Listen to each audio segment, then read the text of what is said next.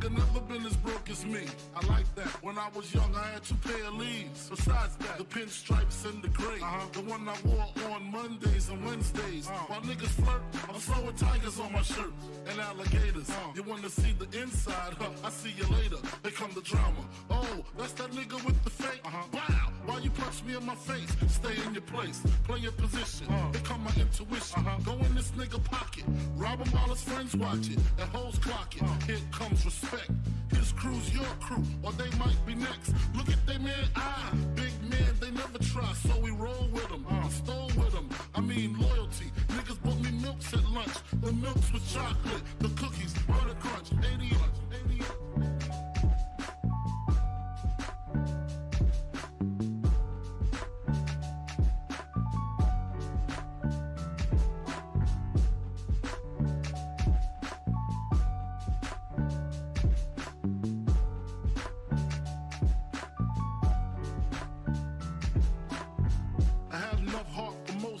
Long as I got stuff for most of them soft. Even when I was wrong, I got my point across. They depicted me the boss. Of course, my orange box cutter make the world go round. Plus I'm fucking bitches ain't my homegirls now. Start stacking, dabbled in crack, gun packing. Nickname Medina, made the scenes, took my Ninas. From gym class to English, pass off for global. The only nigga with a mobile. Can't you see like total? Getting larger in waist and taste. Ain't no telling where this felon is heading. Just in case, keep a shell at the tip of your melon. Clear the space. Your brain was a terrible thing to waste.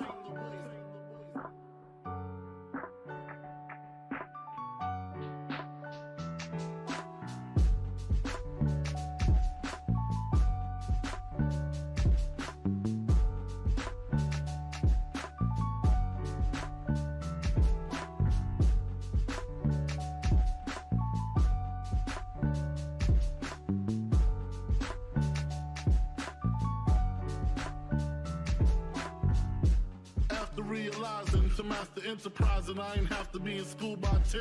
I then began to encounter with my counterparts on how to burn the block apart.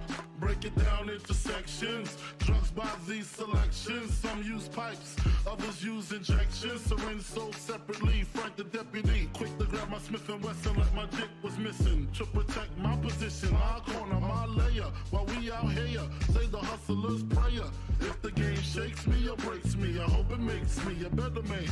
Take a better stand, put money in my mom's hand. Get my daughter this college plan, so she don't need no man. Stay far from timid, only make moves when your heart's in it. And live the phrase, sky's the limit. Motherfucker.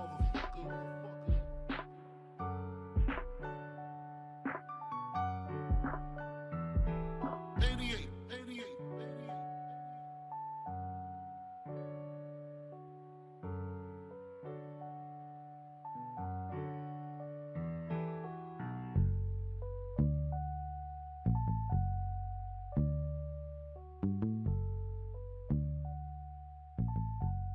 And live the phrase, sky's the limit.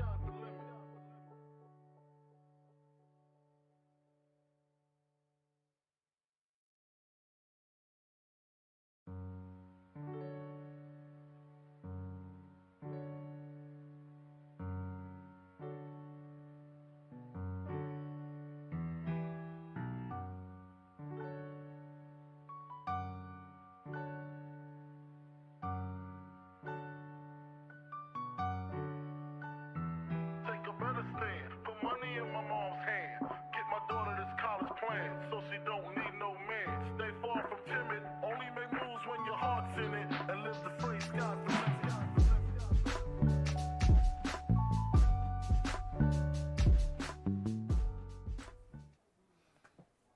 Okay. All right.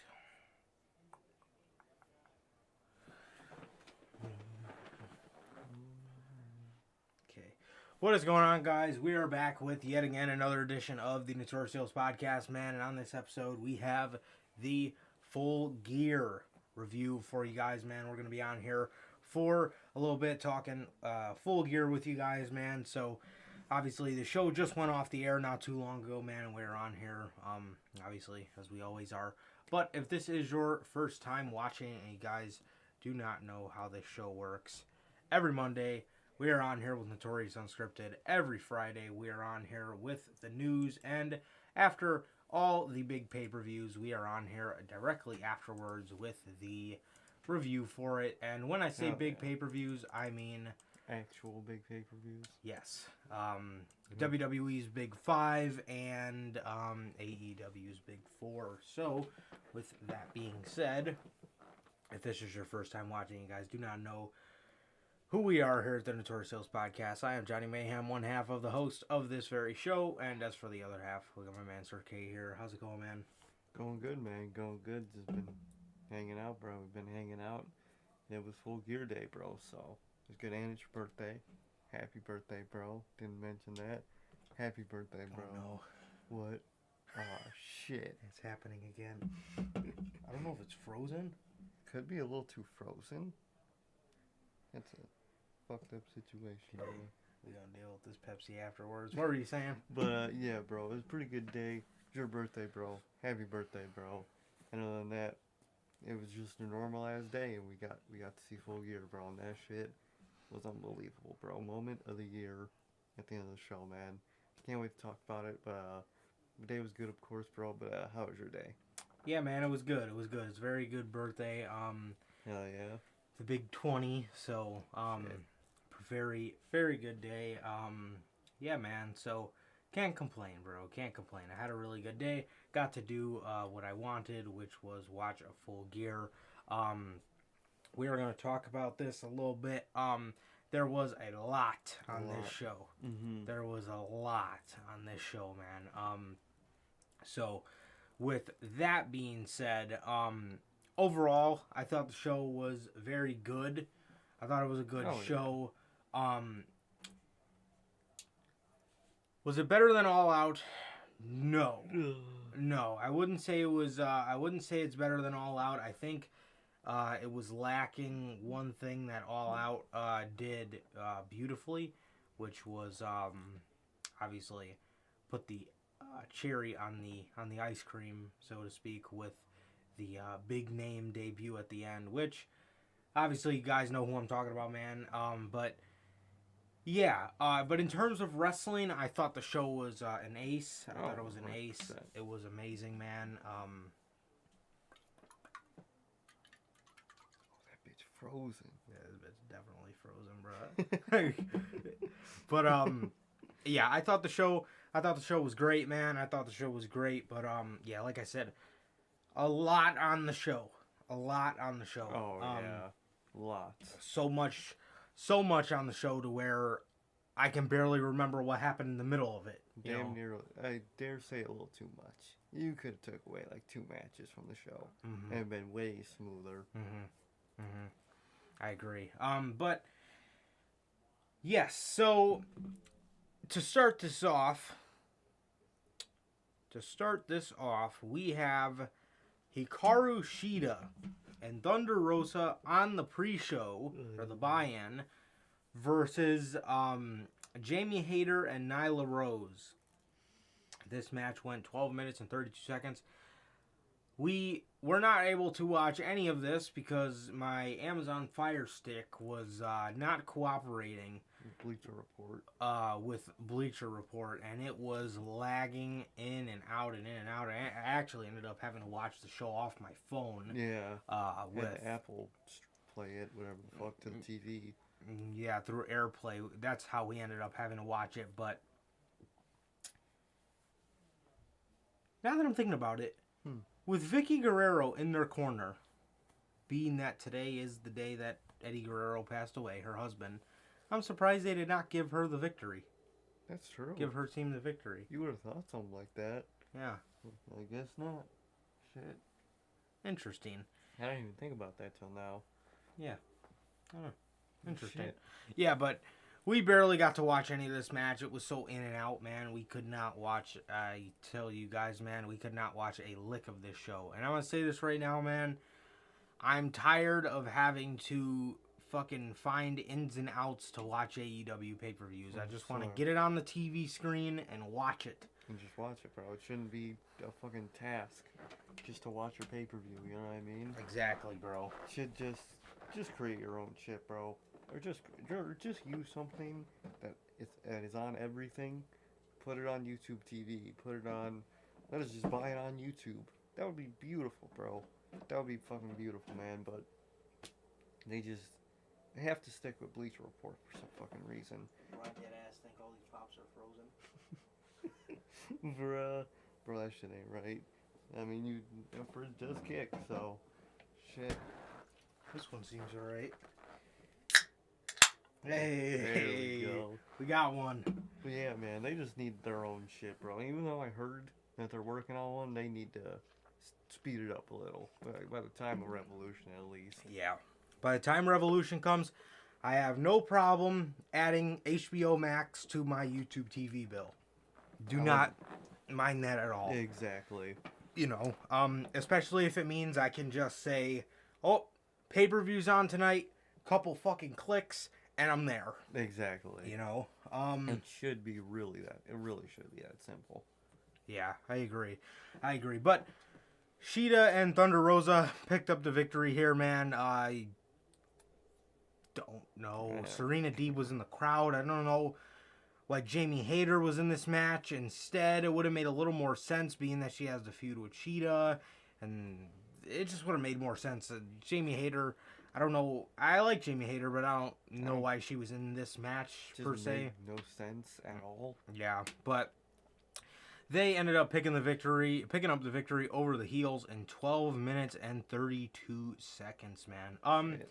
Next up, MJF and Darby Allin. This is what opened the show. Man. Man, this was a damn good match, bro. This was a damn good match. This was heat, man. Yeah, had a lot of chain wrestling in it. A lot of very technical moves and whatnot. It was not assuming a match like this. Yeah. I wasn't sure. I don't want to say I wasn't sure how good the match was going to be. I wasn't sure how good their styles were going to mesh. Yeah. You're talking about, polar opposite, not only people, but movesets. Exactly. Especially, bro. So it was very interesting going into this to see how Max and Darby were going to mesh together, and they meshed very well. They really did. They really did, man. Like I said, a lot of technical wrestling, shockingly enough. Very shockingly enough. Yeah, a lot of technical wrestling in this match. The story of this match was MJF saying that he could beat Darby Allin with a headlock takeover. In this match, the Pinnacle, excluding FTR, so only Wardlow and Spears, were coming to the ring. Sting also made his return on this show. He came out with Darby. The Pinnacle came out. They were then interrupted by Sting, who just beat both of them up with a bat. Yeah. And they didn't get far at all. He beat both of them up with his bat, and then they... And the chair that he fucking held the wrong way. Oh, yeah. And then he grabbed the chair, and he held the chair, like, by the top of it, and was swinging it at Shawn Spears. Okay. Never seen somebody use a chair like that, Yeah, but no. regardless, man. I told you this while we were watching this, bro, but the Pinnacle... Damn. Good Lord. What in the hell happened to that group? Literally, bro. What happened? Like, they're out fucking... We'll get to it a little bit later, but they're out selling FTR to people? Like, they're fucking whores? Like, bro, what? It makes no fucking sense, dog. They're not... You can't sell people. They're not fucking strippers, man. Literally, man. They just failed with the Pinnacle, bro. Pinnacle is not what everybody thought it would be. I thought that was going to be the hottest faction in wrestling for the rest of the year. I really did, bro. I genuinely thought that when they debuted. And it is complete. I barely realized they exist half the time. I really do. Mm-hmm. Why does it exist? Mm-hmm. Who knows? Yeah, absolutely, bro. Absolutely. Yeah. So MJF, towards the end of this match, went and grabbed Darby Allin's skateboard. He put it in the ring and pushed it at him. He pushed the skateboard at Darby and he told him to hit him on the head. And he picked it up. I think the ref took it out of his hands or something like that. The ref had took it out of his hands. He was walking it over. MJF put the dynamite diamond ring on. He punched Darby with it, puts him in a headlock, does the takeover part, and pins Darby Allin for 1, 2, 3, man. So MJF, I told you guys earlier, the story of this match was MJF saying that he could beat Darby Allin with a headlock takeover, and that is exactly what he did. Obviously, he cheated, so I'm sure if Darby wasn't punched in the head with a diamond ring, he would have kicked out of that no problem. But this means that this is probably not over, and we are going to be getting some taunting, I guess, from MJF, man. But nonetheless,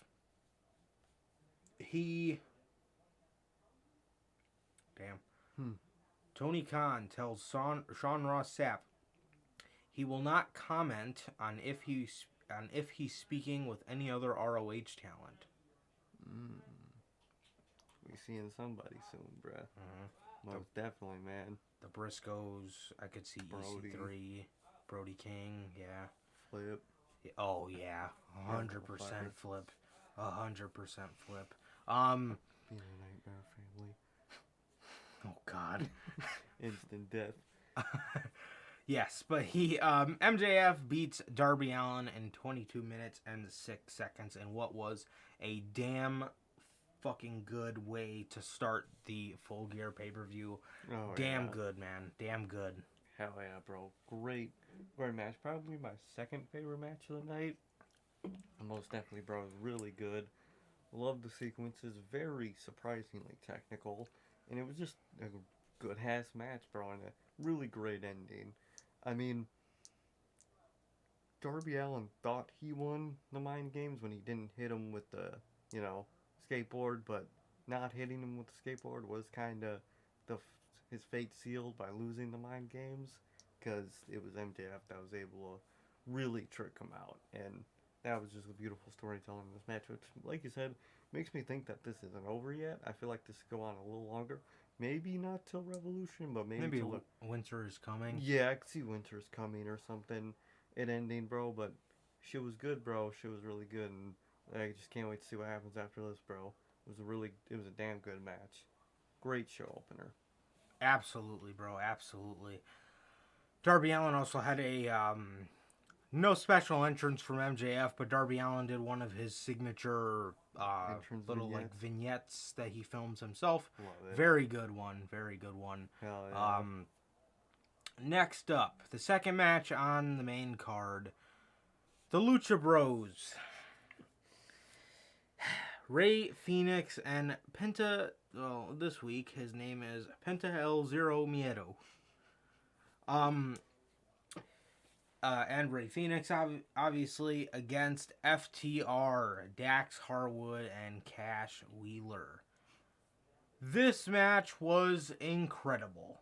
This was an incredible match. We seen Rey Fenix doing his thing. We seen FTR doing shit behind the ref's back. At one point in the match, we seen the Grand Amplitude. We did, bro. And anybody who is an OG fan of NXT knows exactly what Grand Amplitude is. But if you aren't, Grand Amplitude was American Alpha's finisher. It was. So it was so cool to see that on tonight's show. Especially them being FTR's favorite opponents they ever faced. Yep. So it was definitely a nod to them. Yep. Absolutely. I loved that little homage to American Alpha by FTR. Yeah, man. Like I said, more of FTR's heel tactics. They were distracting the ref while Penta was making a tag. things of that nature. They did hit the big rig, They did. and it was kicked out. What happened? What happened?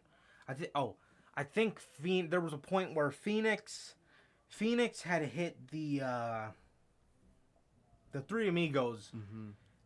Or no, Penta hit the Three Amigos. Phoenix hit the Frog Splash. Huge kick out spot from Dax. Like I said, FTR work perfectly against these type of opponents. They work perfectly against high flyers or people that have very flashy movesets like a DIY or an American Alpha. They work incredibly well with those kind of teams. So just a true thing of beauty here from another great match from FTR, man. And I couldn't lie to you. I was kind of hoping that they would pull out the shock victory. I think that would have been really cool. I think it would have been a really nice touch on it. But for as good as this match was, That ending. that had to be one of the worst endings. Well, easily the worst ending out of all the tag team matches on AEW pay-per-view we've seen this year. Oh, yeah. Easily. Worst ending, period. Nah, we all know what that's going to. Fucking A. Never forget the dud. Oh. Yeah. Yeah. Ooh, yeah, AEW, this one didn't give that a run for its money. I don't think anything can. However, Luchas are in the ring. FTR come rolling out from under the ring with the Super Rana's masks on. And this is what they tried to say for this ending. So they both got the green masks on. Dash gets in the ring. They hit him with a quick move. I can't remember what it was. I think it was Phoenix that had hit him. But it was some type of like driver or pile driver or something. Yeah, it was some kind of pile driver. So Cash takes this move with the mask still on.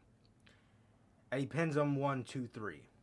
And they say, oh, well, they didn't pin the legal man because he had a mask on. You do know they don't have the exact same tattoos, right? So the heat's not necessarily on them, it's on the ref. How do you not fucking tell that? I mean, Dax is bald. You can't see any hair coming out of the back of his mask. There was hair coming out of the back of the mask, so clearly it's Cash. Literally, obviously, they have different bodies. He's got the huge shoulder tattoo. He's got the tattoo on his rib cage. He's got the hairy ass chest. Bro. Like, it's obviously fucking, like, bro, what? And then they tried to, the FCR playing up to the ref and tricking the ref out, trying to, and Sir K said this while we were watching it, FTR is known for using the heel tactics to look smart. Why didn't they use the heel tactics to win? The thing I really don't get about this ending is you do a tactic where if you lose, it's not really your fault. You could come back and say, well, we deserve another match. But that scenario is a just in case you do lose. Not, alright, let's lose this shit and we'll try again next time. They purposely lost the match, obviously, for another shot when, with that logic, just try to win the match. Like, just use that same tactic you were trying to do, use it to win the match instead. Why are you purposely losing a match just so you could go at it again? That made no fucking sense to me, man. No fucking sense to me, bro. And like you said, that was most obviously fucking not the legal man. You could tell who's who. It's not like they're fucking Jay and Jimmy Uso. If they had a mask on, it'd probably be a little hard to fucking tell right which one is which. They're fucking different people. They're entirely different human beings, bro. That's like doing that spot with Randy Orton and Matt Riddle. Oh, I wonder which one it is. Oh, the ref didn't know. That's not Randy under the mask. He pinned Riddle. Like, He's clearly fucking 10 shades lighter and a fucking mushroom tattoo. you can absolutely tell. Doesn't Cash wear arm sleeves too? Yeah. You can absolutely tell if that's not Dax. And then they pulled the mask off him at the end, and nobody reacted. The ref didn't even react. He was like, oh. And yeah, and with that logic, why wasn't the match restarted? Oh shit, I fucked up. It's the wrong guy. Restart the match. Restart You that pin shit. the guy that's not legal. They try to do, even WWE, they try to do that spot all the time, and that is an instant restart the match scenario. Exactly. The ref fucked up. You have to restart the match. He was not legally in the match, so how can he be pinned? He can't. You have to restart the match. It doesn't make. I hate that scenario so much in tag team matches, bro. And Exactly. both companies have done that a lot, all the time. I hate that. Oh my god, he didn't pin. It's like SummerSlam 2018. Mm-hmm. When it genuinely was an accident between the New Day and the Usos. It was a genuine accident. I remember when this happened. Yeah. Pre-show. It's the best match on the card, and it was on the pre-show. Fucking pre-show. I'll never forget that. It was a genuine accident, and it accidentally happened. And ever since then, they fucking do that all the time. Literally. They do it all the time to try to get another match out of whoever. But And it makes Ray Phoenix look dumb, because that's obviously not the legal man, so just rip his fucking mask off. And like, yeah, you ain't the fucking legal man, get the fuck out of here. yeah, and that's another great point. This dude just told on himself. Well, hey, look, I just fucking pinned the wrong guy. You know what I mean? What? So it genuinely does not make any sense, and I seriously hate that spot. Obviously, we're gonna get another match now, but for all the smart things FTR has done, this is 100% the dumbest fucking thing I've ever seen this tag team do. It makes absolutely zero sense, dude. Zero fucking sense. Yeah, tonight was not a good night for them, bro. Especially what we're gonna when we get to this tag team match. Shit ain't right. No. Yeah, but the Lucha Bros defeat FTR in 18 minutes and 36 seconds, bro. And what a shitty ending. What a great match. Oh, what a it was great a great match. match. This match was fantastic. This match was genuinely fantastic. I enjoyed this match a lot. But it was a really bad ending. It was a very, very bad ending, man. Very bad. Next up, Bryan Danielson versus Miro Dang. in the finals of the AEW World Championship Eliminator Tournament. I hate to say it, but the match was... This just a was match. yes. This was DB's first average match in AEW. Yeah. The ending was great. Oh, the ending was really I like the ending sequence a lot. I thought this match had a lot of breaks in it. Yeah, for no reason. It had a lot of stalling. It had a lot of Miro just them getting his facials and you know, him with his eyes real big, looking up. You know, they were focusing a lot on his face and fucking God. and yeah, man, I thought the match was paced a little too slow. Yeah. It's okay to go slower in a match. You don't have to go full on fucking Lucha Bros. Exactly. And, you know, just run around all over the place. But this match I thought was a little too slow. Yeah. I did. I thought it was very hard hitting when it picked up. I Yeah. thought it was good when it picked up, but to me, I just didn't really think it picked up all that much. It really didn't. Yeah, but Miro and Bryan Danielson were on the top. on the top rope. Danielson ended up hitting a tornado DDT. Obviously, both of these two have a history of bad necks. Mm-hmm. So, once he hit that, it was game over for Miro, pun intended. But, yeah, there was a spot in this match where he actually had him in the game over. Brian would then crawl to the rope. There was a point where Brian had a devastating looking knee bar, which I'm saying it like that because for anybody that remembers TJP's knee bar, you will know that I fucking hate knee bars. But this one looked incredible. Oh yeah. Do you remember how bad TJP's was?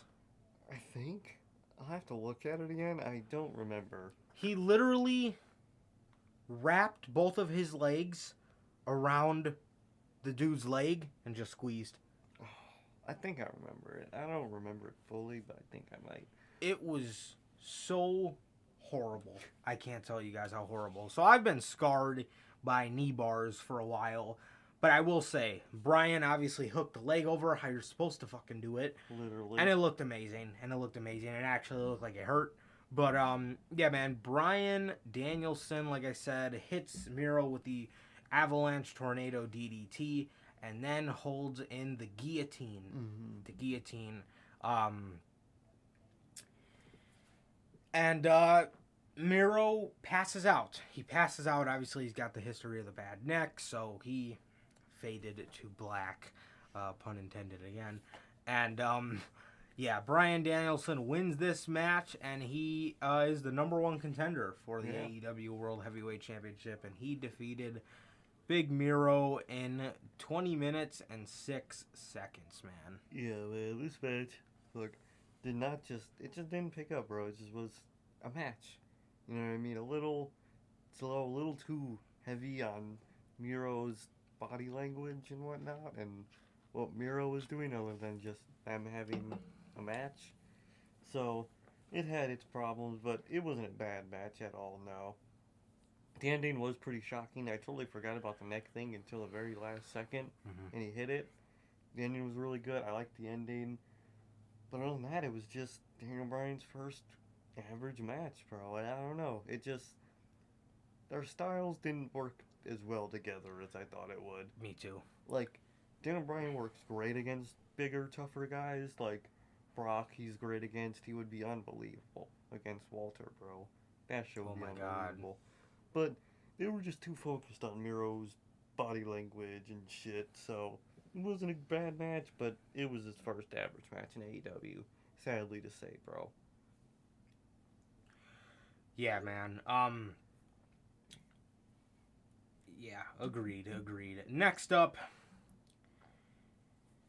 Christian Cage and the Jurassic Express versus the Super Click. Was this match as damn good as we thought it would be? Yes, it was. This match was very, very, very good. Our stream caught up during this match for whatever reason, and we missed about a good 3 minutes of it, but I don't really think anything happened in those 3 minutes.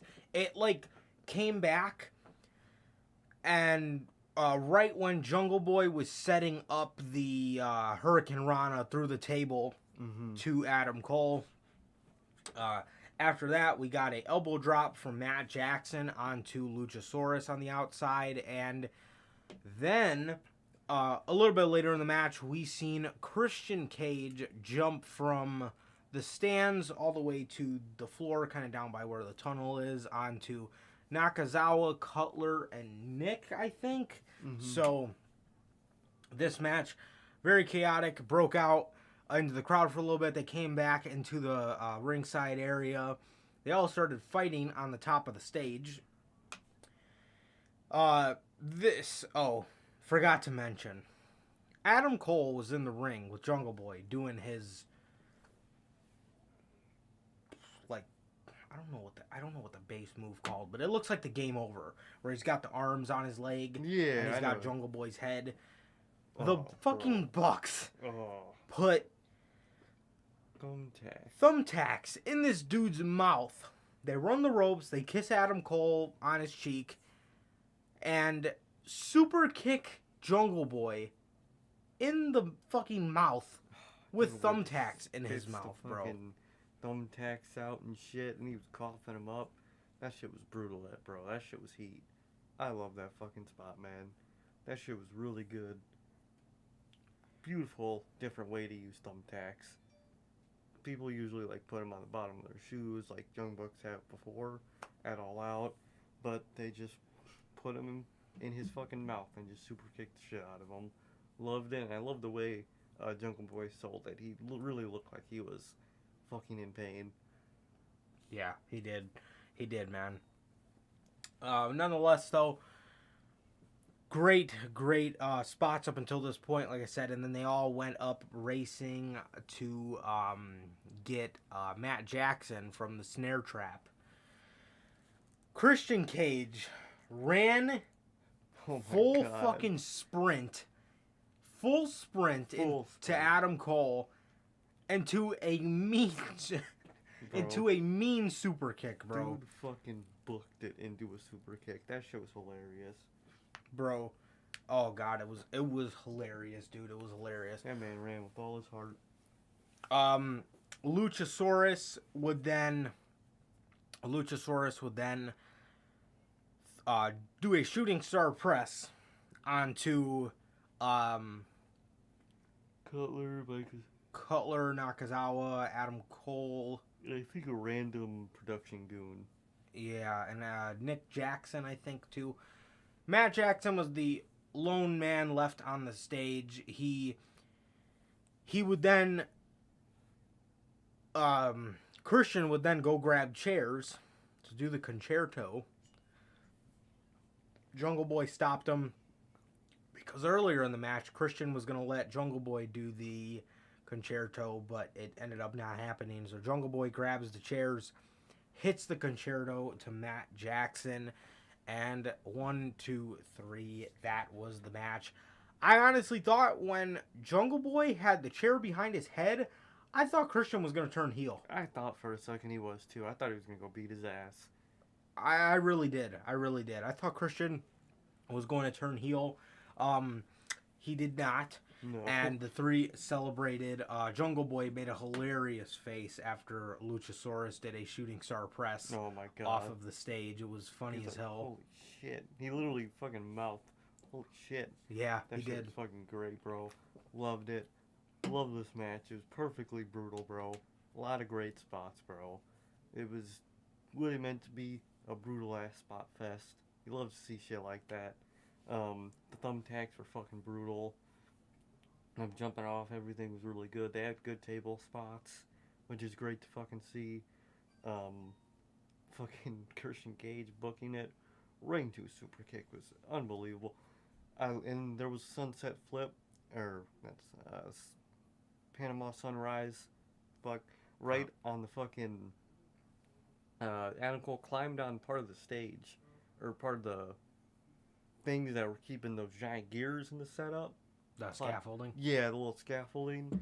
Did the fucking Panama Sunrise, bro. It looked really good. I thought they were going to really climb that shit, but the gears kind of stopped them, so they could only climb up so far, and that was perfect distance to do the move, bro.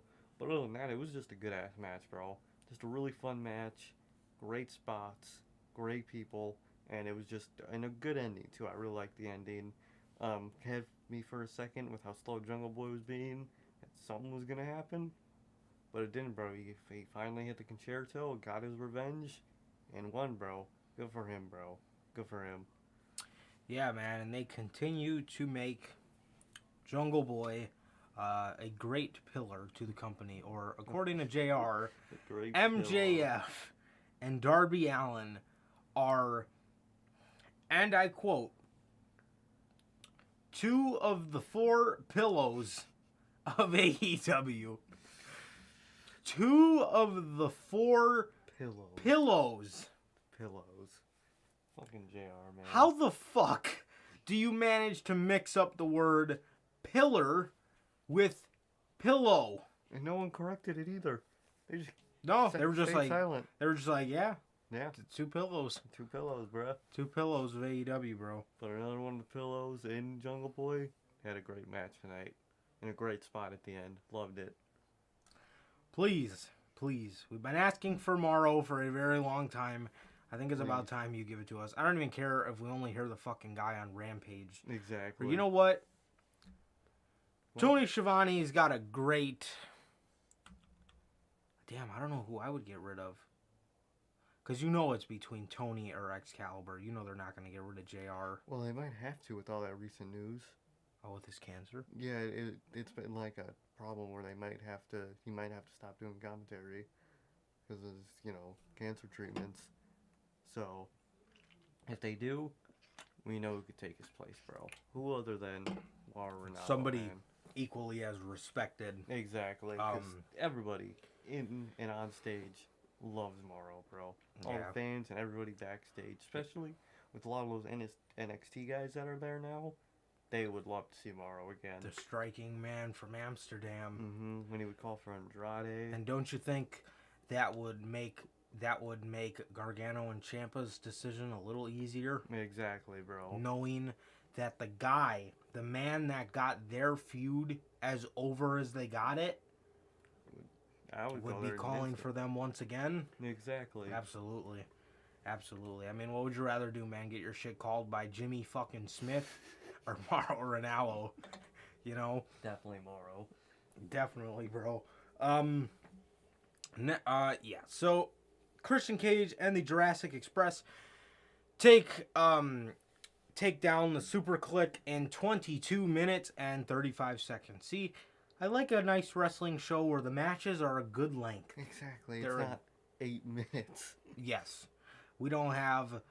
Okay, well, this championship match lasted fucking 6 minutes and 36 seconds. You know what I mean? Up until this point, these have been all 20-minute matches, minus the FTR one, but that was only 18, so around there. Like, say what you want about the length of these shows, because even I'm not a big fan of how long they are. WWE shows are just as long with shorter matches. I don't know how, but literally all the matches will be 8 minutes, and that show will be fucking 4 hours. I don't get how they do that shit. I really don't. I don't know how this shit always adds up like that.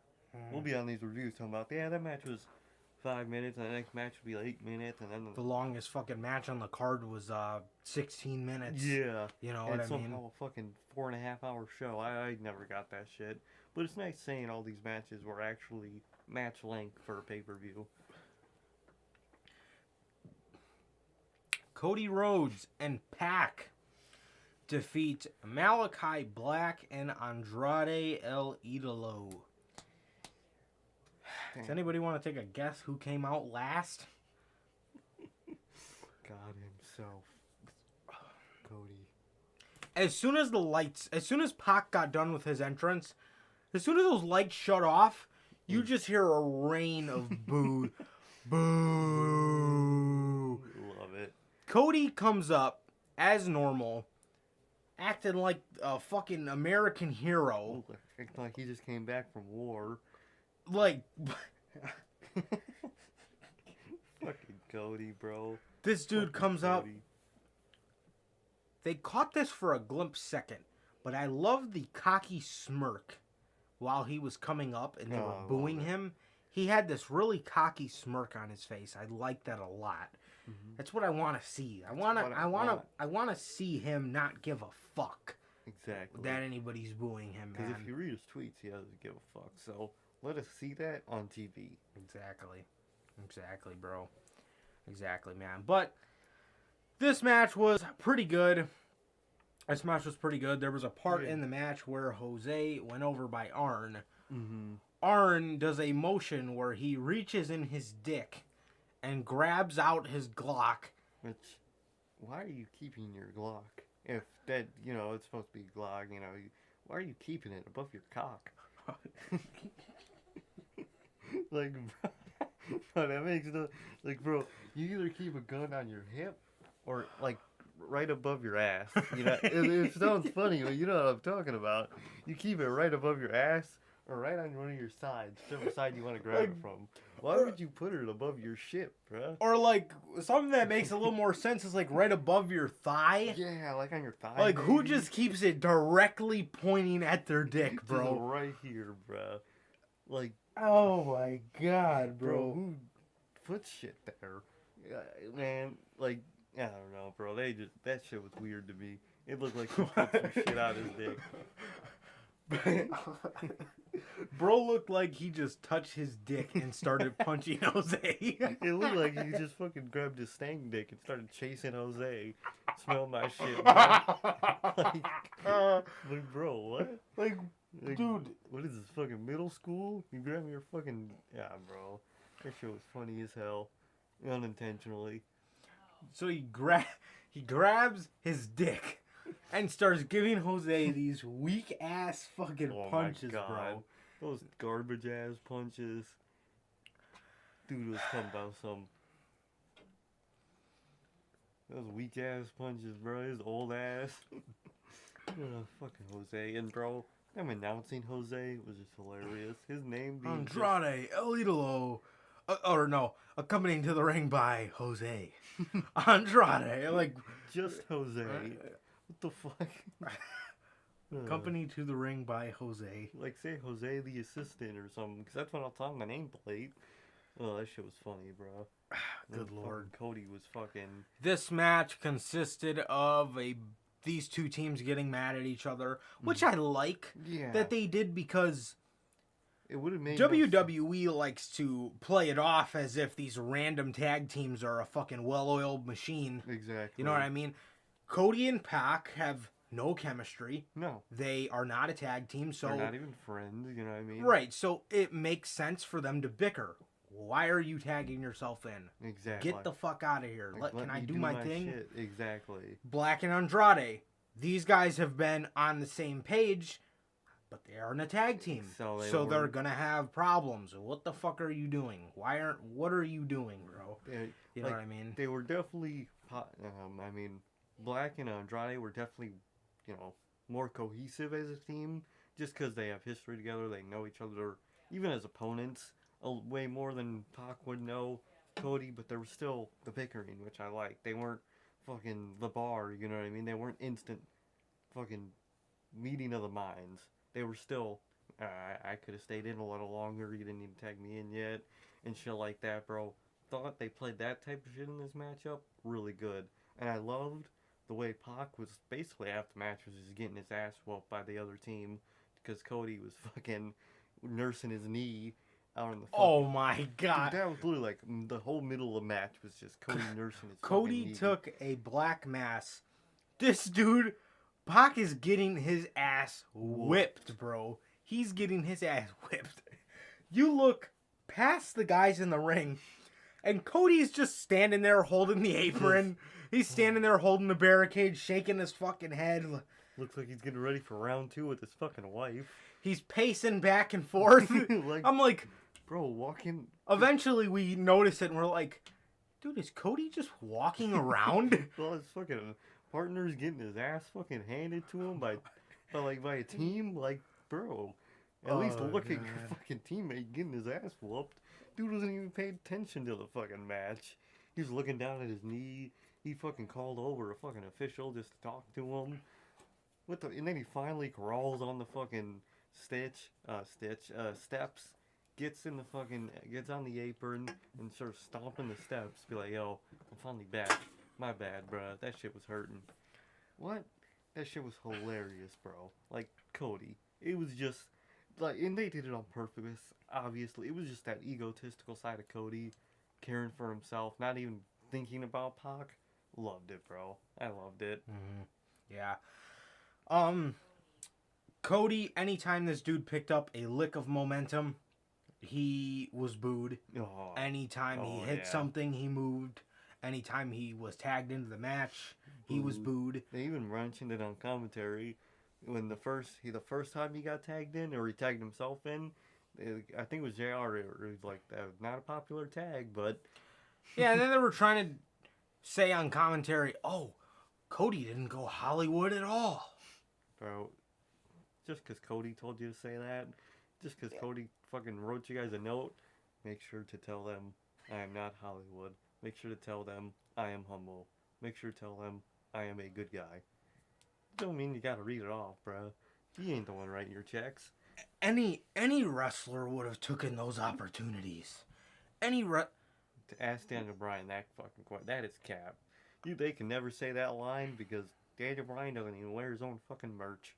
So get the fuck out of here with that shit. Mm-hmm. Yep.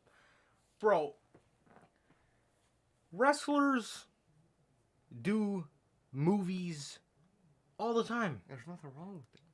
But the way they act is, you can just tell from what, like, Wyndham is not gonna come back in a suit no, because he's this big Hollywood star now. He is going to be Wyndham. Exactly. He's going to be him. You can tell how Cody went from being Cody to being Hollywood Cody. You can tell. You can tell the difference, bro. You can absolutely tell the difference. And he used to be a genuine guy. Mm-hmm. And even backstage, in like the backstage parts we see of him, like Guevara's vlog, he looks like a genuine cool guy. Yeah, he does. But like on TV and on the internet, bro, he's Hollywood, bro.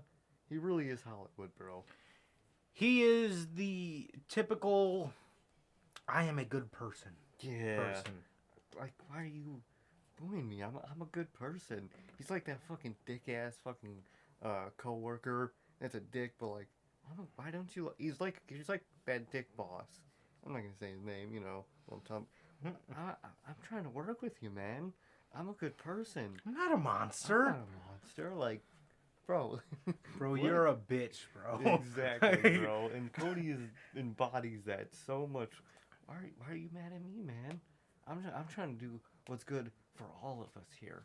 Yeah, bro, shut the fuck up. You know what I mean? Like, but I think, and like you think, this is on purpose with Cody. And if they continue it, I love it.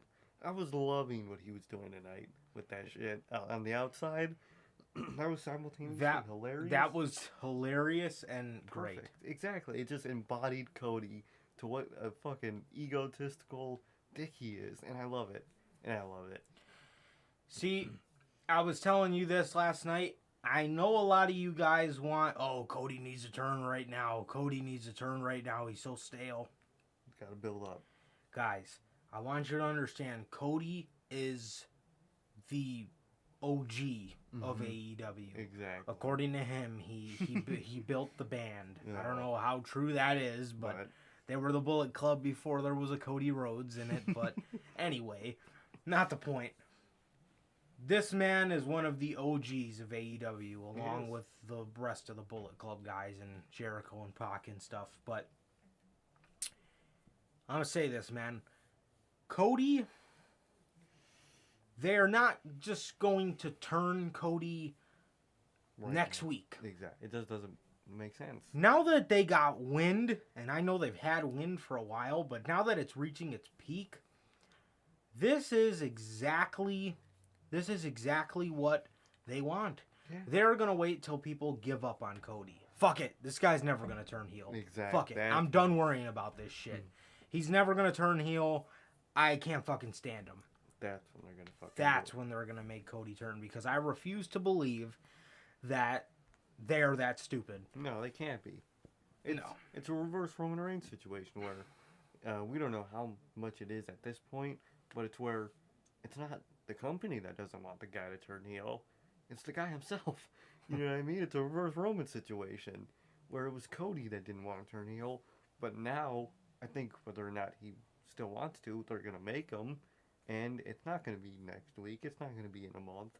It might not even be at Revolution, but coming by mid-2020, not 2020, 2022, he's going to fucking turn heel, because that's going to be a point where this motherfucker's never going to turn heel. They had so many opportunities, and what they're going to do soon, where they're going to start doing, where they're going to make opportunities where he could have turned heel, and he's not. So at that point, we're like, they could have done it so many times. He's not turning fucking heel. That's when they're going to do it, bro. And I cannot wait for that moment. I cannot wait. Like, I mean, we've said this for over a year now. Yeah. How much we can't stand Cody Rhodes. Now it's the point where I want to see him more, just because I want to see the fucking dick ass Cody Rhodes shit he does. I just want to see the little fucking Cody Rhodes shits he does. I want him to get on the mic like he just did and tell the fans, I could have turned heel. I could have hooked the double underhook, but I relinquished the hold. I love it. I love it, as a matter of fact. Bro. I love seeing him act like a complete fucking retard every week. I love that Just shit. getting under people's skin more and more, and it's going to get to a point where it doesn't bother him now, but it's going to get to a point where it bothers him. Mm-hmm. All this shit he lost, all these moments where he could have turned and had a better career for himself. And there's going to be that one moment where he snaps. We're like, you know what? That's now or never. I just might as well. They're never going to like me. Might as well fucking do it. Mm-hmm. And Cannot that. wait. But I love it, bro. I fucking love to hate Cody Rhodes. It is amazing. I just love how he told the fans, I could have turned. I could. I even thought about it for a minute. But it's too easy. But I'll never do it because it's too easy. Can't wait, bro. Can't fucking wait. And the one thing I love about Cody's delivery in those promos is this man sounded completely Genuine. like he genuinely believes that. Exactly. And that is what pisses people off even more. Because it really looks like that's just how he thinks. It's not a character he plays. It literally looks like that's just who Cody Rhodes is. As just a real life person. He's a genuine guy. He's just a He just wants to help the community. You know what I mean? And never turn. Like, because his daughter's gonna look at him different. Like she doesn't see him at home every day. Like she's not even one yet. She's not even fucking conscious yet. Like, dude, your daughter doesn't think about you. Well, turning heel. Like she can't think. She's an infant. She thinks about fucking shapes and fucking putting the circle in the circle hole and the square in the square hole and the little thing you buy her. That's what she fucking thinks about, not your character work. And it's not like she's fucking watching every episode of Dynamite like, damn, this dude's a dick. According to Cody, she's a completely fucking coherent human being at this point. Yeah, like she's 15 years old, completely understands everything. Exactly. Like, bro, she's what? Like 3 He probably months? goes home and talks to his fucking daughter about taxes and shit. Dude, like he she's probably fucking. Cody's that type of dude to talk about just normal ass shit around his fucking infant. Like she knows what the fuck he's talking about. Yeah, sweetie, we can't get you this place set this month. It's just taxes, and the tax rate on our house has just been unbelievable lately. Like, bro, what? She's a fucking infant. She doesn't know what the fuck they're talking about. Like, bro, what? Oh, bro. Oh, God. Bro, I wish I could just see how that motherfucker acts at home. That shit would be hilarious. I'm sorry, honey. We had to use this money to fix my huge car that I was just gonna give to MJF when I was in a feud with him. You remember that? She wasn't even born at the time. You remember that? Yeah. So now I gotta keep it in working condition for when she drives, so I can give it to her in fucking 16 fucking years. This is for you. Like, bro, she ain't gonna want this old ass car in 16 years. It's gonna be old as hell by that. This shit's gonna have like 500,000 miles on it. Like, bro, what? Fucking Cody, bro. God damn. I've been loving to hate Cody ever since we fucking kind of realized that the plan is for him to turn heel. I just can't wait to see what he fucking does just to piss me off. I love it. So Cody is running around the ring like a complete jackass, doing his moves at a point in this match, and towards the end, Black is on the apron. Cody walks all the way to the other side, does fucking full sprint like an idiot. I don't know why he runs like that, but he does run fucking goofy. Full sprint, clotheslines Black into the over the barricade. Pac hits the Black Arrow, I believe, and puts away Andrade. And Cody and Pac beat Malachi Black and Andrade Elidolo in 16 minutes and 52 seconds. It was a good match. I like the little storytelling they did in here with the teams not being cohesive units. They played that very well. Mm-hmm. Yeah, they did a really good job, man. They did a really good job in this match, and it was a fairly enjoyable match. They played the can they coexist actually good, bro. Where they were able to, but it's still they weren't fucking FTR in that bitch. Right, or they weren't just arguing the whole match. Oh, I hate, or that's their opposite. In WWE, they're either fucking the most coherent tag team in the world, or just literally where they cost each other the match. Just because they fucking argue for no reason. Mm-hmm. God, hate their fucking matches, bro. Formulaic. Very formulaic. Formulaic. Dr. Britt Baker, DMD, defeats Tay Conti by way of pinfall. Yeah, I was too focused on fucking calling dominoes to really pay attention to this match. Yeah. I mean, the match was okay. It was very good, actually. Yeah. This was the first part that I heard of this pay-per-view, where we heard F-bombs being dropped. Dr. Britt Baker was posing with her glove, and Rebel has got to smoke cigarettes, bro. She's got to be fucking smoking 2 packs a day. Bro.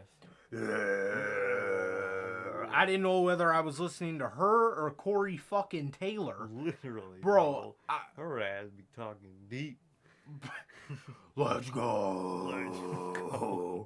Like, Sound like I was listening to fucking Lars Sullivan yell across the fucking ring, man. Shit, bro. Good God. She has to smoke cigarettes, dog. She's got to. Jesus. There was a point in this match where Tay Conti and Britt Baker were on the apron, and Jamie Hayter and Rebel were yelling, "Get the fuck out of here." I was shocked. I was shocked, bro. I was shocked. Very good match. This match ended by way of interference, I guess.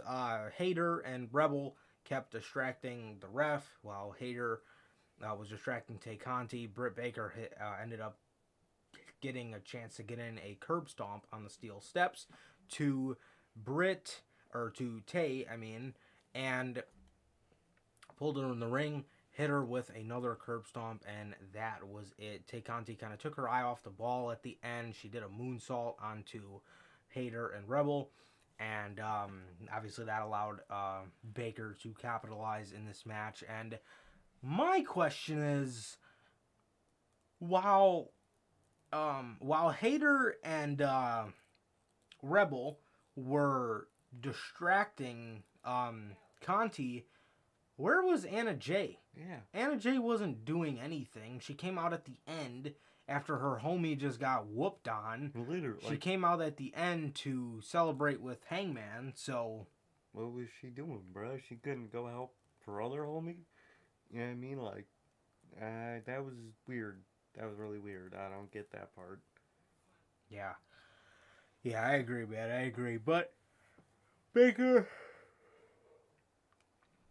picks up the victory in what was a damn good match by these two, man. Very good match. Yeah, man, and this match ended in 15 minutes and 24 seconds, man. But pretty good, man. Pretty good match, bro. I would say it wasn't nothing too special, and it was just a good match, bro. Cool. F-bombs are cool hearing. Rebel, she has to be fucking smoking up fucking 2 packs a day, and it was just a good match. But like you said, bro, Anna Jay not even hint to her coming out was weird. It's because basically this whole story up to this point has been Anna Jay helping her. So why didn't she help her at the pay-per-view? Doesn't really make sense. Exactly. CM Punk versus Eddie Kingston. Man. Not your traditional CM Punk match. They have been promoting this as a fight. It was a fight, alright. And it was a fight. CM Punk came out with his fight shorts. Very cool to see. Had the Chicago design on them. Hell yeah. Very cool to see, if I do say so myself. And Eddie Kingston came out and he just looked off. He did. He just looked off. Turns out he wasn't, because these guys had a fucking slugfest. These guys were beating the absolute shit out of each other. They were throwing each other into the ring posts. They were throwing hands the whole time. Punk ended up getting busted open by Kingston. Not your traditional Punk match. No flashy moves. Nothing crazy. Just a genuine fight, man. And this match was actually the shortest match on the card. This match ended with a GTS, and it was a very good looking GTS. It genuinely looked like Punk was just worn out. It looked like Eddie was worn out. They really put all their energy into fucking fighting. It was very good how that looked, man. It genuinely looked, and they didn't look gassed. No. They just looked worn the hell out, man. Exactly. Because these guys, like I said, had an absolute slugfest in 11 minutes, and it was incredibly brutal. The only flashy move we've seen in this match, other than the GTS, I would say, is the Three Amigos. Yeah. And that is because CM Punk looked History. up to Eddie Guerrero a lot. So Exactly. so Punk beats Kingston here. And then, did you see Punk's Five Knuckle Shuffle reference? I didn't. What did Where he he do? was about to do this, and he stopped. He was like, and then stopped. Oh, snap. Yeah, he's about to do it. Oh, bro, I loved it. And then he had like a smirk on his face. That shit was dope, bro. I really like that shit. John Cena is all elite. Oh, bro, that's never happening, but that shit would break the world. Oh, I swear to God, it would. That shit would break the fucking world. Can you imagine Cena versus Punk again? Bro, man. Cena versus Wyndham again? That shit would be heat. That shit would be heat. Cena and Omega, there'd be a lot of matches, bro. Yeah. A lot of matches you could do. A lot of matches, bro. A lot of matches. The whole roster, basically. Pretty much, yeah. Cena versus the new Cena, Cody. Cena versus MJF would be heat. That would be, oh man, that'd be That'd great. really heat, That bro. would be great. Hell yeah. And Cena is a guy of youth. Exactly. So, you know he loves what's going on in AEW. You know it. Oh, yeah. He always rags on WWE, saying, I think one time before SummerSlam, he was saying, why are he mentioned something about Roman only getting, they're not building anybody for Roman. I remember that. Yeah. And he said, you're not gonna have to pull Hall of Famers out the hat. That's what he said. Eventually, you can't, or eventually you're gonna come to a point where There's no one left to pull out of a hat. Yeah. Where it was that level of reference. mm-hmm. See, like Cena knows. He's one of those guys that knows what the fuck's going on. Of course he stays loyal to WWE because, they stay loyal to him. He has really no reason to not betray them, but, just not go with them anymore, you know what I mean? Mm-hmm.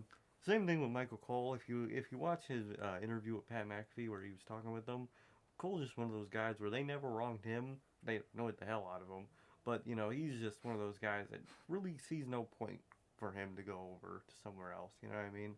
Same with Cena, bro. As much as I think we all would love it, and I think Cena would like it too, I just don't see it happening. Oh yeah, I think he'd love it for sure. Oh, he would love it. For sure. Yeah, Slugfest by Punk and Kingston. GTS ends it. Punk then, we get the symbolism here of Punk going up to Kingston, basically telling Kingston, you've earned my respect. Mm-hmm. Kingston just walked off. He walked away, bro. Loved it. That was perfect ending. Yeah, it was damn good, bro. It was damn good, and I hope this is not the end of this. I really hope not, bro. I hope not, bro. I hope not. So, yeah, very, very cool. Very cool spot here. Mm-hmm. By those two at the end, and like I said, this match ended in 11 minutes. Next up, the We forgot to bring this up. Black and Andrade and Cody and Pac. Mm-hmm. After the match, FTR, Cash Wheeler comes out. And Tony Schiavone says they have offered FTR services has been bought out for 2 weeks by Andrade El Idolo. And the way they worded it, they said the 2 weeks part last and after a pause. So what they said was, FTR services have been bought out for 2 weeks by for a second, I thought they were out the Pinnacle. Because the way they worded it, it sounded like they were just bought by Andrade. But no, he bought them for 2 weeks. Didn't they start using them like fucking 3 weeks ago? Like, is the 2 weeks start now? Like, what the fuck is going on here? I don't know. How do you buy someone out? How does FTR allow that shit? Just them to be bought out? I don't like the way they're doing all that shit. No, they make FTR look like a fucking joke. Like, it would have made sense the first time where he used FTR for, him to pay them, or them to pay him, be like, alright, thanks, dog. And just give more like a bribe than anything. Right. But not renting someone's not services. Not a payout, yeah. They're not mercenaries, you know what I mean? And look at that fucking cross.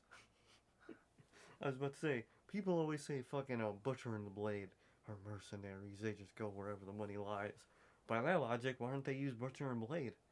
Exactly. He goes with Black anyway, and that's the whole in circle of this feud. So, wouldn't it make more sense to people who say are actual mercenaries and like as their characters in Butcher and Blade for them to be bought, and by a guy who likes money, i.e., Big Money Matt? It just, I don't know, bro. They're just doing this shit weird. Like, of course we know MJF loves his money. That's who MJF is.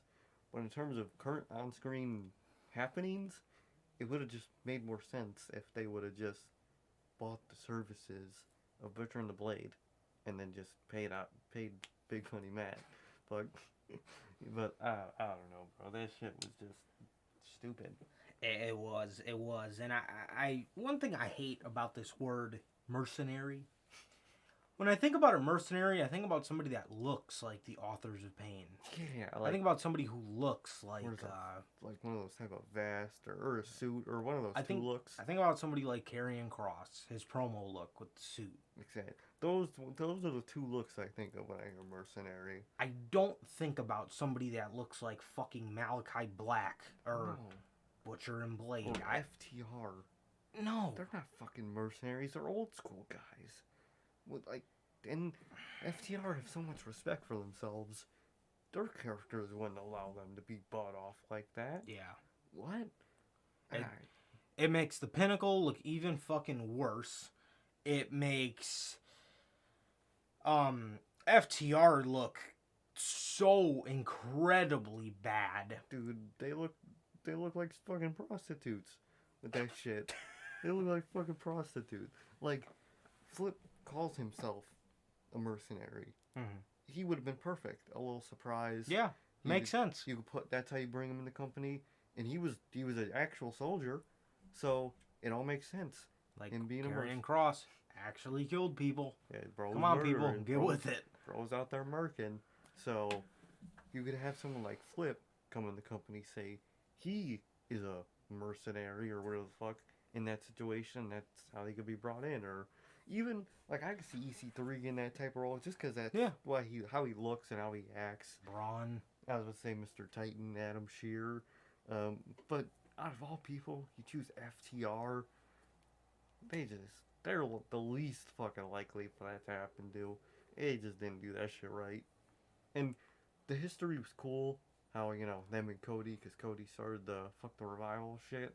But they could have played into that on TV and have that the main reason why FTR are doing that. Because they, to this day, don't like Cody for that shit. And they just want to beat his ass just because they want to beat his ass. That would make more sense than being bought out. They just didn't.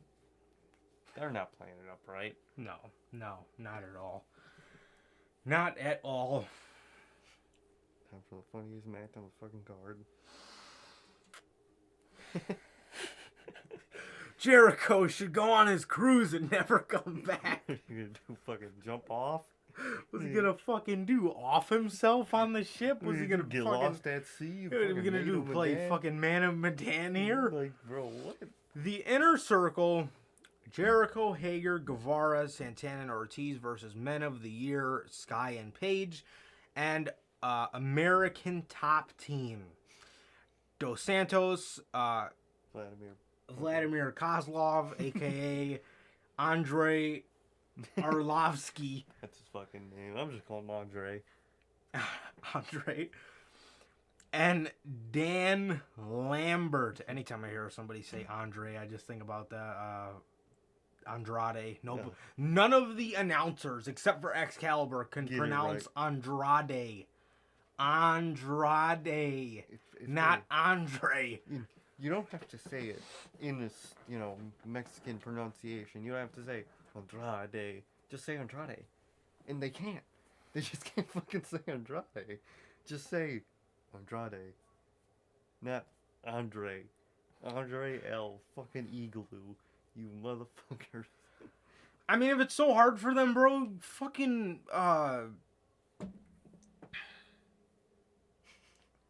Thinking.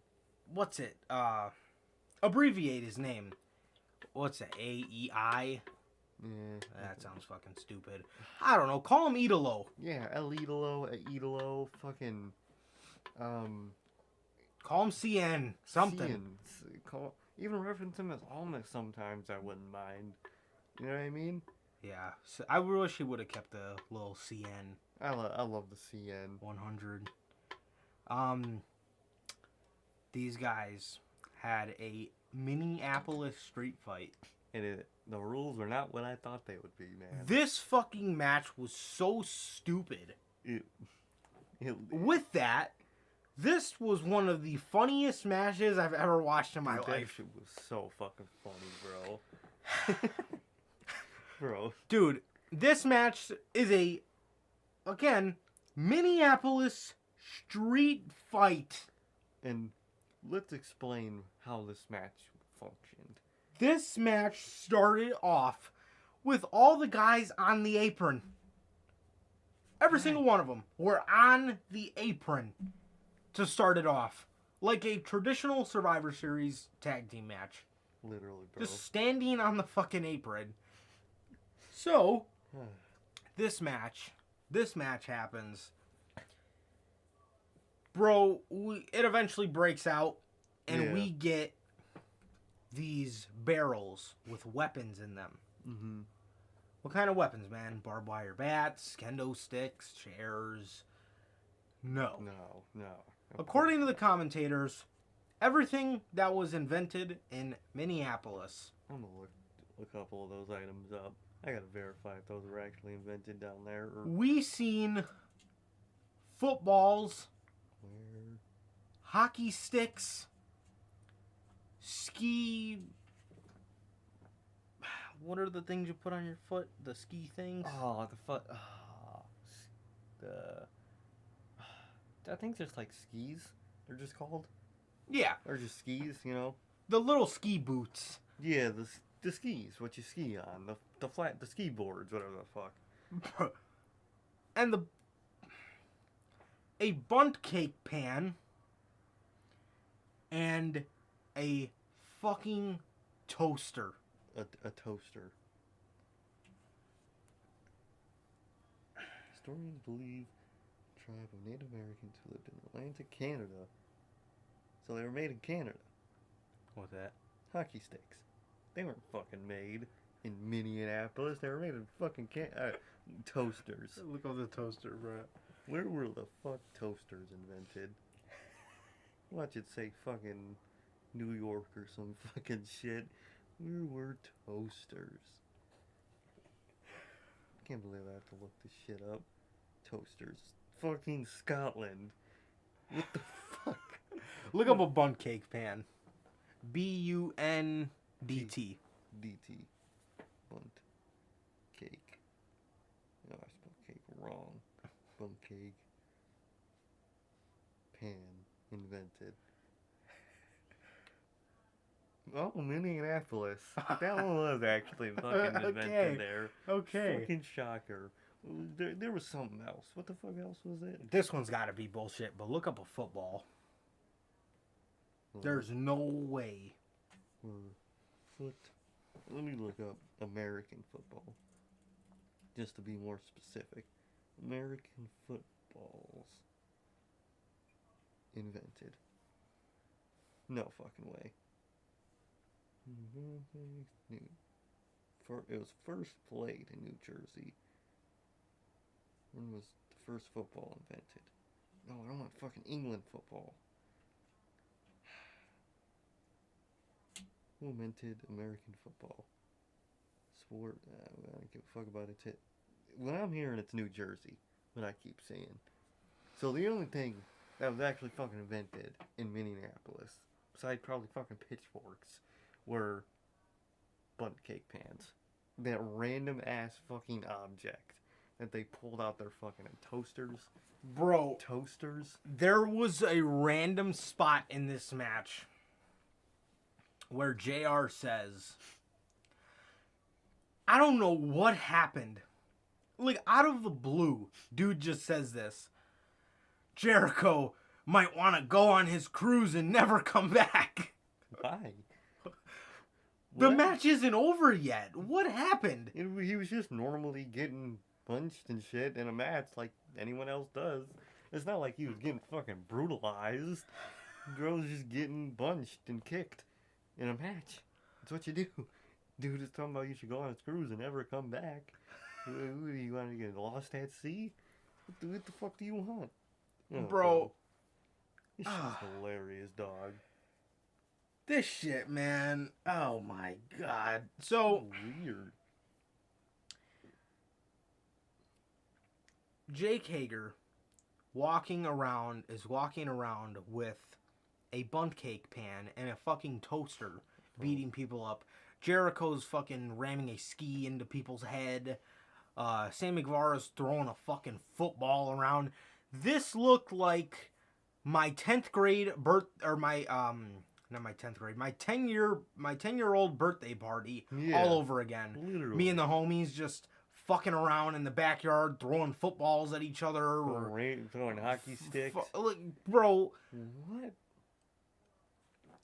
Dude, this shit made no sense and it was fucking hilarious. Fucking A. Fucking. Dan Lambert was goofy as fuck. Dan Lambert looked like every female fucking gym teacher ever that's excited for the fucking the weight room day. And why does Dan Lambert move like that, bro? He moves like that annoying ass fucking chunky fucking 10-year-old where he's like uses his whole body to move, but he's so like wide. Like he moves weird. His taunts were like so ass and childish. Like it was funny, but like why does he move like that though? All match, bro. All Dude, match. That shit was hilarious, bro. And the only genuine good spot was that platter spot with Sammy Guevara. Yeah. That fucking spot was shot so well, where it looked up at him and then just went down with him. Yeah. Loved that shit. That was a genuinely great spot. Other than that, that match was goofy as shit. I ironically loved that fucking match. This match consisted of Santana diving into the crowd and kicking the fuck out of a fan's head. Out of some fucking idiot's head. Bro had his head in between a chair and fucking Santana's leg. It was just trying to squeeze his fucking head. Bro, it fucking pans on them.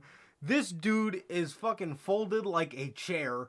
He's in between all the chairs. He's like laying there. He looks like he's about to start crying. Dude, that shit was great. That poor fucking idiot. This shit, man. And Santana fucking used the fucking security guard's back to jump over it too. Oh, he was like, alright. He just get on his shit and just jumped on him. That shit was hilarious, man. Oh, God. This match was so fucking bad. It was so stupid. Oh, man. This match ended with Chris Jericho getting on the top rope. He says, "I love you, Eddie." Does the frog splash, and that was it, man. He pins Dan Lambert, and the Inner Circle win the match. And this match was so fucking sloppy. It was great. Oh, and then the spot where they were pinning Sky. Oh my Dos God. Santos is standing on the outside of the ring, looking directly at them. Or the fucking the table spot where fucking what the fuck is his name? Santos almost fucking dived on his fucking partner. Oh my and God. Fucking Bro, Dos Santos gets on the top rope. Ethan fucking Page He's the one is on the table. and he's trying to fucking jump. He was preparing to jump. Like he was just about to dive on his ass. And then not FTR, fucking Proud and Powerful came up and fucking started beating it up. Like, bro, dude was literally about to do a table spot onto his homie. Bro, what? Jericho is beating up Lambert. Santos gets on the apron. Jericho whacks him off, and he just fell off. Dude, He just plopped down. literally, bro. Oh God, it was so fucking sloppy. Dude, Yet man, it was so sloppy. It was great. It was hilarious, bro. It was hilarious. But the Inner Circle beat Men of the Year and ATT in 19 minutes and 52 seconds, and one of the most sloppiest matches I've ever seen in my entire life. It reminds me of that fucking triple threat between Braun, Kane, and Brock. Of how sloppy it was, and that match was hilarious, and so was this one. That match was fucking hilarious. Oh man. Next up, Tony Schiavone is on the stage, and he says, "I would like to introduce to you a young man that has been a world champion in many promotions." My heart stopped, bro. It really did, bro. I was like, who the fuck is it? oh shit. Is this how they're about to bring out Wyndham? No, they did not. It was Jay Lethal. Man, that was shocking. That's a great pickup. It's a great ass random pickup. However, Mm-hmm. my only thing about this, see, we mentioned to you guys how we didn't think that AEW, it was, in their best interest to go and pick up somebody like a Tony Nese. And I'm not comparing Lethal to Nese, but I'm going to just say this. You have a lot Of potential people coming in. a lot of talent that you need to get. Which also what could be happening within the coming year is that he's just not keeping certain people, not letting them go, of course, because he doesn't do that, but just letting their contract run out. I could see him doing that with a handful of people. Mm-hmm. But other than that, bro, as great as the signing as it is, I don't think this was really needed. No. I'm going to be honest. And I love Jay Lethal. Yeah, he's great. I think he's going to get lost in the shuffle. I think he is. And I think it's going to be quick. Mm-hmm. I think he's going to get lost in the shuffle really, really quick. So you got to understand with AEW, the sharks in the pond are fucking huge sharks. It's going to be hard to get past them. It's going to be hard with a Keith Lee, a Kevin Owens. Kevin Owens especially, a guy who has all his friends there, similar to Adam Cole, a guy where he will just fit right in. Mm-hmm. A Keith Lee. AEW is made for a guy like Keith Lee. Wyndham on any roster is a fucking mega shark. Mm-hmm. And not even to mention the people that are already there and been here. You know what I mean? Yes. Darby. Yep. MJF. Mhm. He's just not going to get past any of those people.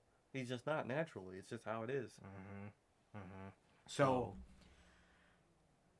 I love Jay Lethal, man, but I don't know. This is a good signing, and it does, once again prove that they have the best roster on the planet, but I don't know that this was maybe the best option. I would have definitely got people on that ROH roster. I would have definitely made other people on that ROH roster more of a priority. Yeah. And a lot of these guys. Like a Flip, Mm-hmm. like a Brody, Mm-hmm. like a EC3. You know what I mean? Mm-hmm. Once you got all them, Then. then you can look into Jay Lethal and Danhausen and all these other littler guys. But yeah, then you can kind of look into the lower tier of guys.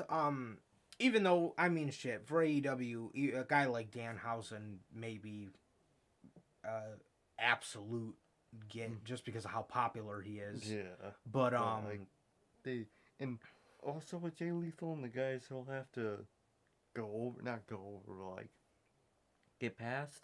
Even guys like Dante Martin that have been on the rise fast lately are going to be hard to top. You know what I mean? You're just not going to be able to get past those names in AEW. Mm-hmm. So it's going to be a difficult task for Jay Lethal. Like you said, I think he's going to get lost in the shuffle fast. Just because where can he go truly in this company? Right. What can he truly go do? Mm-hmm. Mm-hmm. I agree. But great signing nonetheless. Mhm. I just don't know If it's needed. what he's expecting to get out of this. Exactly. He's not going to be a champion anytime soon. No. No. No. Unless they're really coming fast with those trios titles and they put them in a trio. Mm-hmm. Mm-hmm. The main event. Hangman Adam Page versus Kenny Omega Oh, man. for the AEW World Championship. Moment of the fucking year. Well, yesterday it came out that they were filming outside of the Target Center. Mm-hmm. Hangman on a horse. We ended up figuring out what that was. A drone shot came down on the Target Center, and you seen the Dark Order running into the arena. The drone shot went down the street. Hangman was walking down the street. There's a billboard of Hangman versus Omega, and it flashes to Hangman at the press conference, the pep rallies, saying that he was going to be the first world champ. Then it just, on like skyscrapers, there was like more little boxes of videos, and it showed Hangman losing. It showed him and Kenny. It showed him and the Elite, I think. Mm-hmm. And it was just all coming to a head. And the street light said cowboy shit. The horse goes up to the Target Center. He gets off. And he makes his entrance, bro. Huge eruption from the crowd for Hangman. Kenny Omega then makes his entrance, and this match was a damn good one. This match lasted 25 minutes and 35 seconds. Man, this is just a good ass match. This was just a great fucking match, man. V-triggers, near falls, Don Callis getting involved, Hangman, having those fucking Hangman hitting Callis, getting distracted. Omega about to beat Hangman. He hit him with the one-winged angel, I think. Did he? No, he never got to hit it. I remember. Oh, yeah. No, that's right. No, Hangman had hit the one-winged angel. Hangman hit it, and he never got to. Man. Yeah, bro. Hangman, Kenny, bro, with the V-triggers tonight. Oh, they've been, like, lately, those V-triggers have just been nothing special, really, lately, but tonight, bro, them shits, it was back in 4 years ago with those V-triggers, bro. That shit was brutal. Those things looked brutal, man. They looked brutal. Absolutely, bro. Absolutely. Yeah, they looked fantastic tonight. And these guys put on a hell of a match, man. Tons of near falls. Hangman goes for a buckshot lariat. And this man flips up into a V-trigger, bro. Bro, that shit. Oh my god. That looked devastating. It looked so... Oh, bro, those V-triggers. where Kenny was kneeing him when he was on his knees, and that shit just looked brutal as fuck. It literally looked like he was just hitting the side of his fucking head on his temple. Bro, that shit was so brutal. When fucking Kenny was about to get hit with the buckshot, and he fucking threw the ref in front of it, Yep. and the ref took the fucking hard ass buckshot and stole the shit out of it. Then kind of looked like he was about to pin Kenny when he fucking flopped down. And then Aubrey had to come. Bro, he said. And then Aubrey had to run out, bro. This match was so amazing, bro. Yeah, it was everything we asked for, bro. It really was. Hangman takes out the ref. Hangman then hits the dead eye. No ref. Aubrey comes running down. And when Aubrey came out, I was like, damn. I was like, no Bucks. I was like, they're not going to bring out the Bucks. Because I thought they were going to get involved physically. I thought so, yeah. Hangman, bro. The Bucks make their way out. The Bucks make their way out to the ring. Who was on commentary that called them dipshits? Tony Schiavone said, "Oh, dipshit alert." Loved it. Nah. The Bucks are standing ringside, and I said to Sir K, this hit me mid-match. This shit hit me. I said to myself, oh my God. Hangman always wanted the Bucks in his corner for his world championship match with Jericho, and they wouldn't do it. And they didn't do it. They now look at them. They wouldn't be in his corner, and now here we are 2.5 years later, And they come out. But not to hit Hangman. No. He's on the apron to do the buckshot. Nick goes over and he just looks up at him. Yeah. Hangman does the buckshot, hits Kenny in the back. He goes to the other side. The announcers are playing it up. Oh, they're going to get him from this side now. This was the most important part of the night. Oh, bro. Best part. Matt Jackson is looking up at Hangman. He looks up. Hangman's standing on the apron, and he shakes his head. Just gives him a nod, bro. He gives him a nod. He gives him the old... one of those. Just the one nod, man. And Hangman does the buckshot, takes out Kenny. 1, 2, 3. Man. And Adam Hangman Page is the new AEW World Heavyweight Champion, man. That shit was amazing, bro. This was such an amazing moment to see, man. It really was, bro. I really can't describe how amazing this moment was for from the beginning of All Elite Wrestling up until where we've gotten now. This was the biggest title change probably of this whole decade. Exactly. You know what I mean? This was such a huge title change. This meant so much, man. This was such an awesome... This has been such a long time coming. And I think the most beautiful part of the night, man, was the Bucks. Bro, they made that moment so perfect. They really did. Matt Jackson giving him the one nod. So and he did it. He did the buckshot, bro. And they were there in his corner like he always wanted. Loved it, bro. I absolutely love how AEW does things like that. Exactly. The story was completed. You know what I mean? Man, it came full circle, bro. It really came full circle, bro, and you love to see it, bro. The only sad thing is the story's over. You know what I mean? We got to... It's like when you finish one of those good-ass games, and you're like, damn. Now what? Now what? It's kind of like we know it's going to be good after this, but, like, now what, man? It ended. You know what I mean? The story was complete. He won.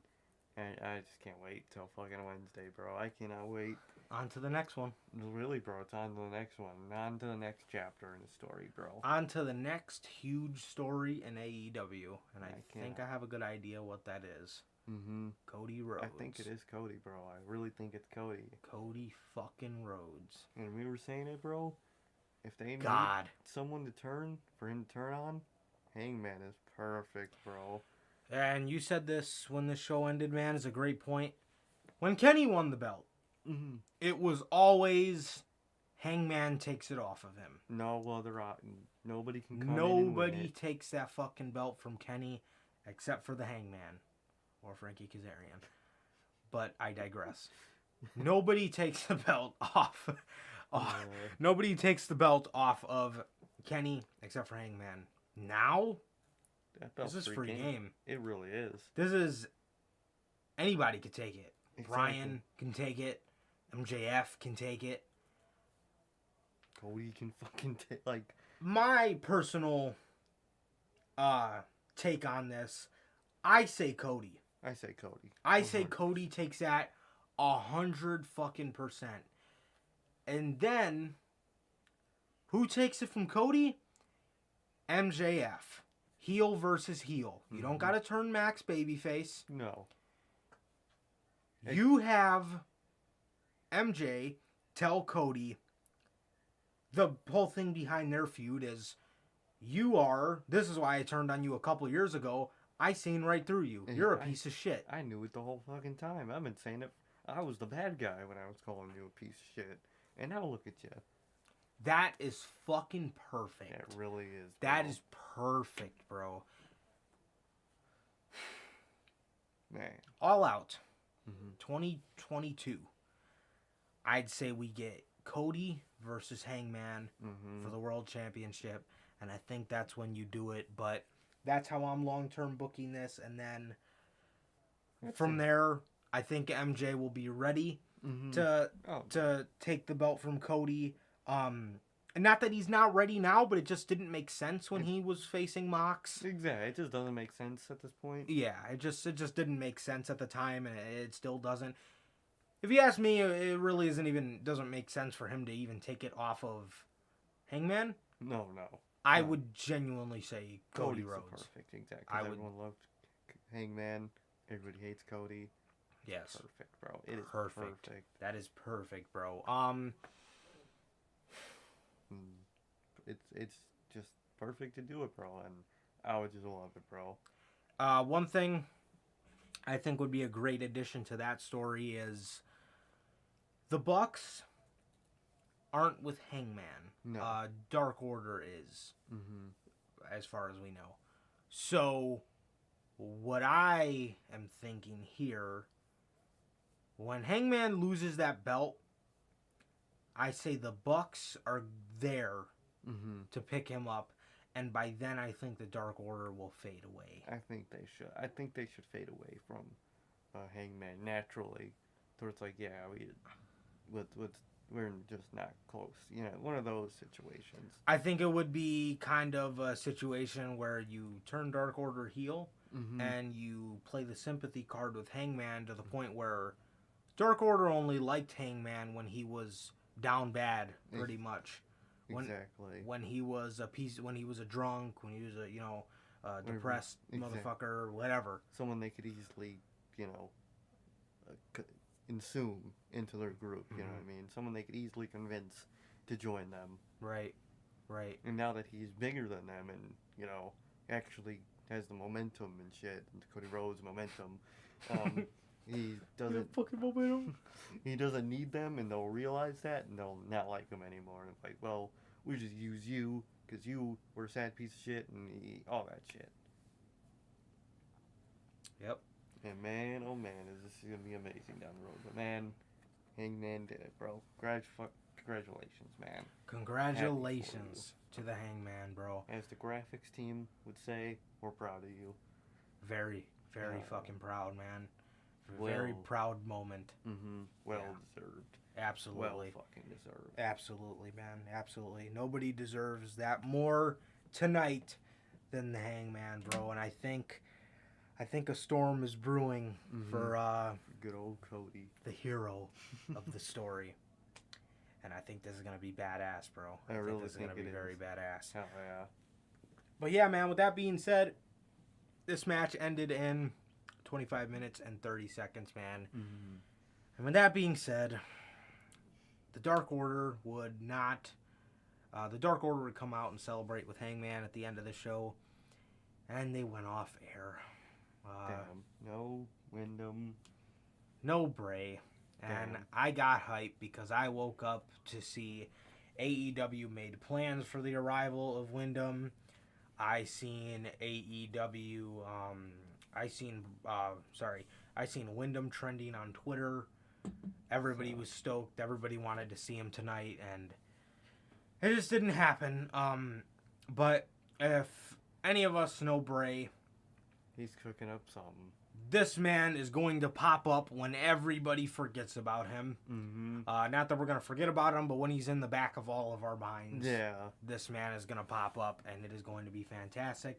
But until we see Bray next, yeah, we're still excited, man. We're still excited. We wanted to see you tonight, but it is what it is, man. It is what it is. But he's doing his movie, and the more and more this goes on, I genuinely think that I think this movie might have something to do with kind of what he's gonna do next. Exactly. With his next chapter of character, I think the movie is going to introduce us to it. Yeah. Yep. Most definitely. And I think that'd be great. Oh, that would be awesome. I think that'd be great. Because no one does that type of shit, you know what I mean? That shit'll be dope. Absolutely, bro. So, whether it's before the end of the year or whether it's at Revolution, whether it's at Double or Nothing, we won't forget about you, Wyndham. But Hell yeah, no. we are we're excited. But as for Hangman, man, congratulations and cheers to a great match and a great show, man. A great Truly. show. Yeah, Truly. yet again. And until next time with the AEW reviews, we will see you guys in March for Revolution, man. So with that being said, this has been another edition of the Notorious Hills podcast. Ladies and gentlemen, with that being said, without any further ado, please like, comment, and subscribe, man. And as far as the AEW reviews go, we will see you guys in March. But as far as the podcast in general, please like, comment, and subscribe. And we will see you guys on Monday, after Monday Night Raw with Notorious Unscripted. We'll see you guys then. Peace.